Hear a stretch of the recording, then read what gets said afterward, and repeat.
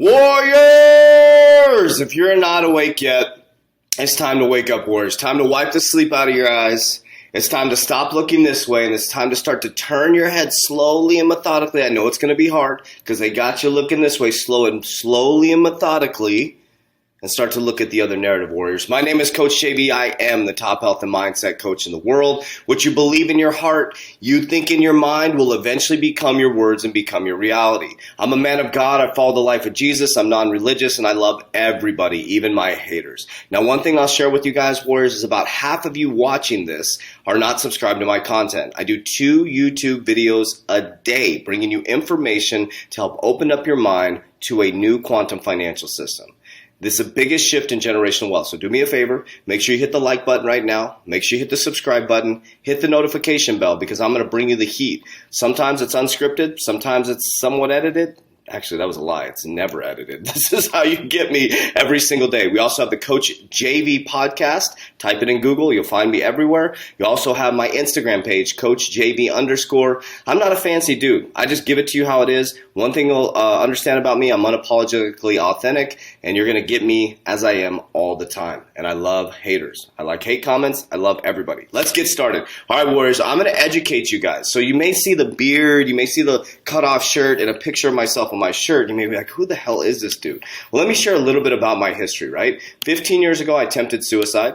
I lost my life. I came back, had a massive opiate addiction, completely ruined my life in the world's eyes, and I had a massive spiritual awakening. Read the book called The Secret, and I decided to start to believe in my fucking self. And from that point on, I started doing I am affirmations, ended up getting a job, which became a career. I moved up quickly into the executive ranks in a bank. I ended up going to executive banking school. I learned how to scale banks from the ground up, and I really completely transformed my life. But during my spiritual awakening, I ended up in banking school, and when I started to go through the scaling of banks, I realized that the banking system was really, really backwards. And I started to question everything. So there was 2 things that were happening. I was going through a spiritual awakening.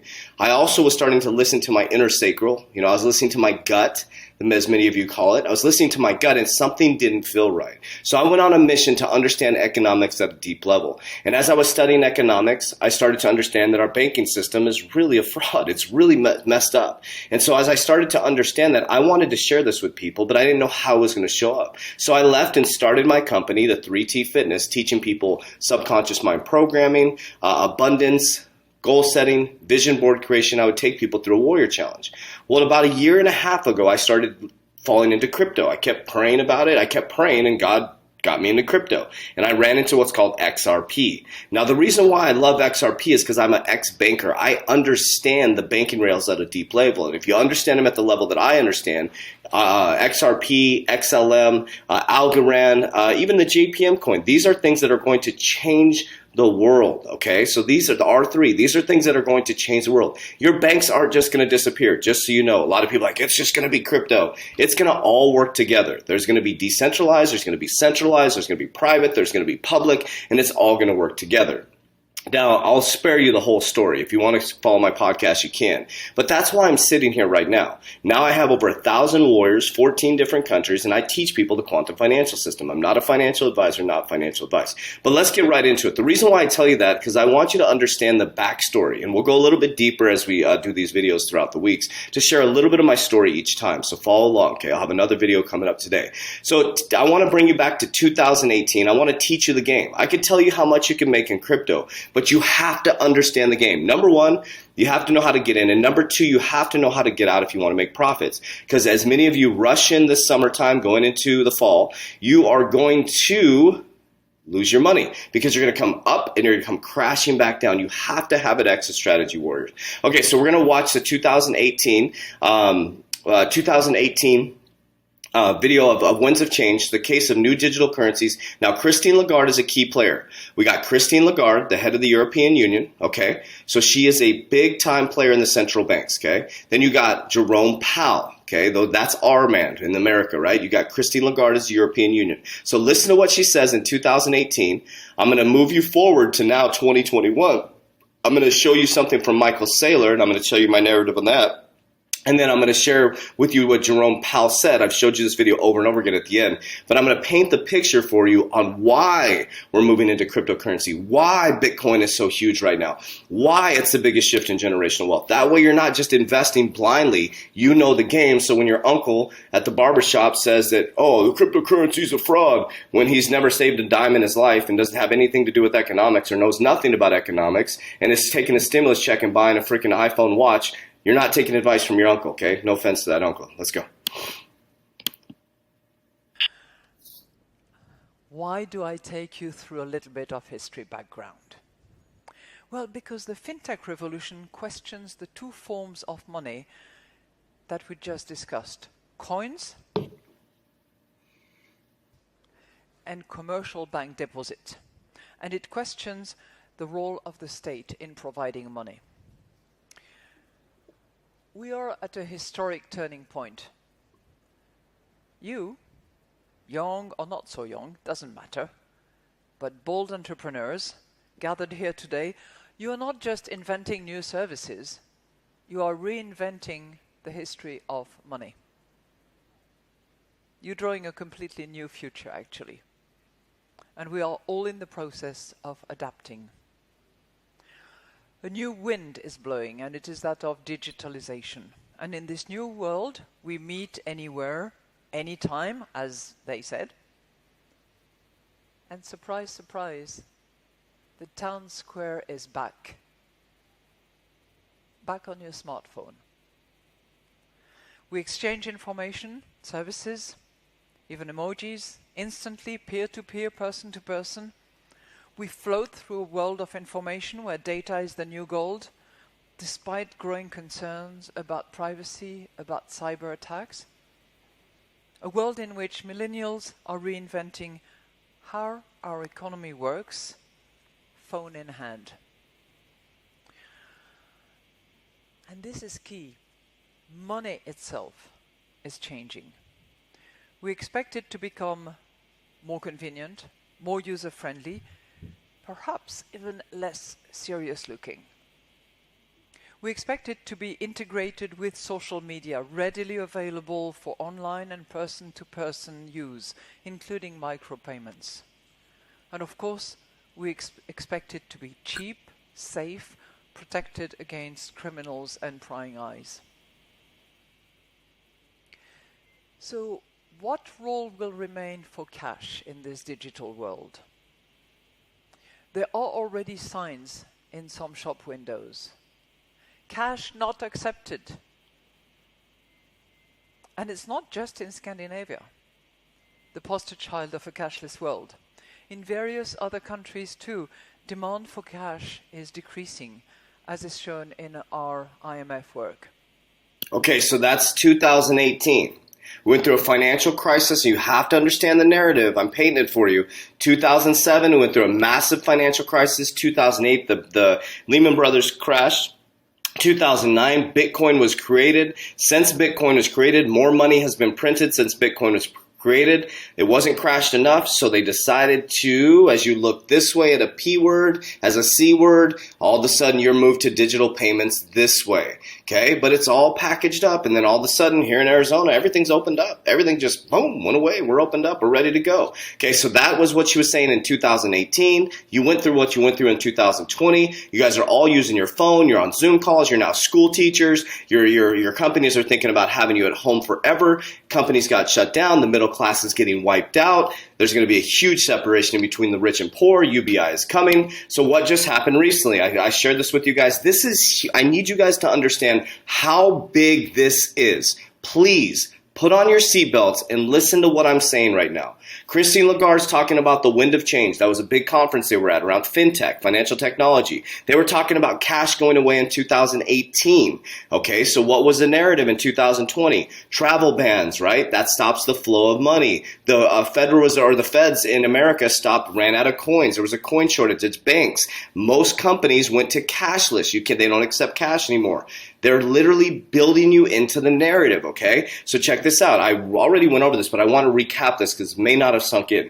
IMF executive directors discussed a new STR allocation of $650 billion to boost reserves to help global recovery from the C word. Washington, D.C., Christine Georgieva, managing director of the International Monetary Fund, issued the following statement at the conclusion of an informal discussion of the IMS executive directors on technical case for special drawing rights STR general allocation. I am very encouraged by initial discussions of a possible allocations of $600 billion by addressing the long-term global need of reserves assets. A new SDR allocation would benefit all member countries and support global recovery. They literally moved the printing machine from our level to the SDR level. So now they're printing up there, and it's an invisible layer that we don't see. What that does is it creates inflation, warriors. It creates inflation by deflating the value of your dollar. And you know what? Has your gas, let me ask you a question. Let's just make it simple. This is affecting you personally. Have your gas prices gone up? My gas, this little freaking Chevy Malibu I have, it took me $42 to fill that damn thing up. My daughter filled up her Hyundai Sonata. She was like, Dad, it cost me $50 to fill up my car. Your gas has gone up, and lumber prices have doubled in the last 90 days. Doubled. Okay, so your money is worth less. Your products and services are cost more. So what does that do? When they move you to a CBDC, they can decrease the value of the money in your account. As you put the money into the system, things cost more. You can buy things for cheaper because they have to keep the money scheme going. Okay, so inflation, watch, U.S. money supply to stay elevated despite coming slowdowns, Pantheon says. The near 40% jump, listen to this, the near 40% jump in money supply over the past year sparked concerns about rising inflation, especially in the bond market like treasuries. And cryptocurrency investors have leaned into Bitcoin as a potential hedge against inflation, as governments and central banks around the world unleash massive amounts of economic stimulus. Well, the sharp slowdown in money supply expansion is expected over the coming months. The growth expected to continue at a breaknecking speed or pace relative to the historical norms. According to the new reports, check this out. So what they're saying is since the pandemic, there's been more money put into supply than in history. And now it's moving to the SDR. Warriors, cryptocurrency or Bitcoin or take out crypto. Stores of value. That's what crypto is. A store of value. All crypto is backed by something, as you heard Brian Brooks talk about. It is all backed by technology. It is a asset-backed class. So people are going to start flooding to the cryptocurrency space. Now let's listen to the first part of, please go subscribe to this gentleman's video. Only the Savvy. It was pretty cool to see this video that he created. I'm going to show you the first couple minutes of Michael Saylor, who's he was convincing 10,000 CEOs to move into Bitcoin, and then I'm going to leave you with Jerome Powell. 40% of all the money, printed in the first 240 years of the country, right, got printed in the last 12 months. If we start with a fundamental premise, the fundamental premise is that as the rate of monetary inflation increases, it skews the entire playing field, or it tilts the balance of power. So as a corporate CEO, looking at it with the lens of a company officer, what I see is, for the past decade, the cost of capital was about 7 to 8%. And companies that can't grow their cash flows greater than 8% were destroying value. And that drove most companies to either take on obsessive amounts of debt or oppressive amounts of debt. They borrow lots of money to buy their stock back, and they destroy their capital structure and their balance. So this is what's been happening in the regular world. Now with the C word has exasperated this. And I told you guys, we're in a zombie economy. There's tons of stimulus. These companies are going to collapse once this money supply runs out. And what are they going to do? All the elites are going to have their bags packed in the cryptocurrency space. They're going to move it over there. And that drives them to insolvency. Or they borrow lots of money to issue a dividend, and that drives them to insolvency. Or they borrow money to buy other companies to do these crazy acquisitions, and those are dilutive acquisitions. We're doing roll-ups, and that eventually drives them to insolvency or blows them up. Or they issue equity to do acquisitions, the classic dilutive acquisition. I could probably think of 100 companies where I knew the CEO, and they were all driven out of business. They all basically ended up selling out. If you look, 99 out of 100 of my competitors exited in a decade. And the story was always the same. My shareholders expected us to grow 20% a year. We could only grow the company 8% a year. And so we started buying other companies, and we kept buying them, and we got all the headaches. And eventually we realized that we couldn't do another acquisition, and we bolted on 47 other companies. And so we decided to sell ourselves. And I said, well, why didn't you just run the business, which was a good business? It was organic. Like, well, I couldn't get the growth the shareholders wanted. Well, why did the shareholders want the growth? The shareholders wanted the growth because the cost of capital was 8%. Well, why was the cost of capital 8%? Well, because the Fed kept expanding the money supply by 6% a year. What would have happened if the money supply expanded to 0% a year? The cost of capital would have been 3%. Those businesses wouldn't have had to do all the dilutive acquisitions or leverage up or issue all the dividends or issue all or buy the stock back. This is why I want you to understand the game. What he's saying is, because the cost of capital was so much, these companies had to do these weird stuff. They had to buy acquisition companies to bring other companies in to try to increase their customer base, to try to look like they had GDP growth so they could get their investors to invest more. So it's a scheme. It's like we're just constantly trying to, hey, we're doing better, we're doing better. It'd be like me and my team going, hey, listen, look at us, we're doing really good. And then you see the numbers and we're actually not doing well. It's basically just people putting up a front. That's all it is. And now it's even worse, Warriors, because now there's stimulus, and this is just fake money that's sitting in their bank account from the Small Business Association. Half of these small businesses are propped up. Most small businesses are going to go out of business. And if you don't want to hear it from me, then let's hear it from Jerome Powell, the person who runs your Fed. He's going to tell you right now what's happening. You know, Chair Powell, is that this crisis has accelerated certain trends, digitalization, for example, and this will lead to certain changes in economies. There are firms that will never recover from the crisis. There are potentially sectors that may never recover from the crisis. That's a key word: firms and sectors. Sectors. Think about that. Walmart, Amazon, Costco are going to dominate. Won't be traveling as much, for example. What worries you most about the long-term impact? I would agree that what this crisis is in the process of doing is it is accelerating a lot of pre-existing technological change. So technological change raises productivity generally, and over long periods of time, those gains tend to be broadly shared. But in the short term, that may or may not be the case. And I along with many others, will leave social media out of it, by the way, in terms of adding to productivity. Not sure I would say that for social media. But for other kinds of technology, I would say it. And in this particular situation, I would worry that the changes, we're not going back to the same economy. We're recovering, but to a different economy. And it'll be one that is more leveraged to technology. And I worry that that is going to make it even more difficult than it was for many workers who, as Andrew just mentioned, in 2018, the winds of change are talking about fintech. You go through a pandemic, and he just tells you we're not coming back to a new economy. One, leverage to technology.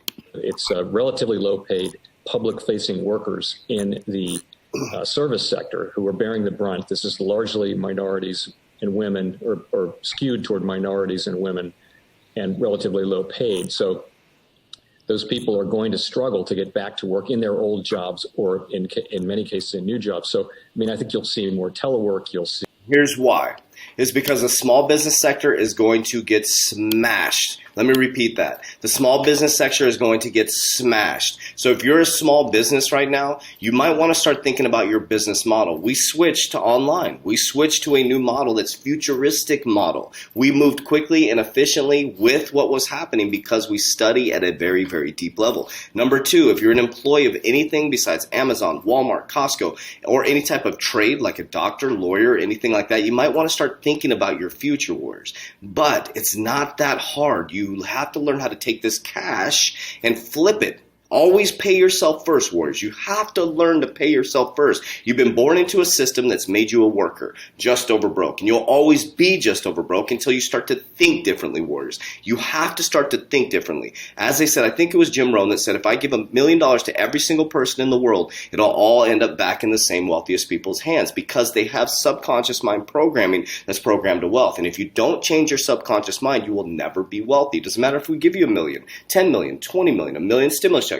You will always have the same actions and behaviors that'll put you back in just over broke. So whereas it's very important that you understand the game so you can't be played. So it's a critical time in history right now. And down in the description down below, you can join our free Facebook group. You can also join our private warrior academy. We work out live daily, nutrition, subconscious mind programming, goal setting, access to my portfolio, one of the best exit strategies in crypto, in my opinion. We have a cryptocurrency call every Thursday, technical analysis team, technical call on Friday, a Discord with over 800 warriors in it right now working together in the quantum financial system. Not a perfect program, but we're growing together as one unit into this new quantum financial system. And the great thing is we're the uncommon 1%. Think about 1,000 warriors out of 7 billion people in the world. We are the uncommon 1%. Click the link down below. Make sure you like, subscribe, comment. If you have any questions, go to CoachJB_. On Instagram, and we'll get you a question back within 24 hours. 48 hours. It's been about 140 messages a day. Warriors, rise. Let's go.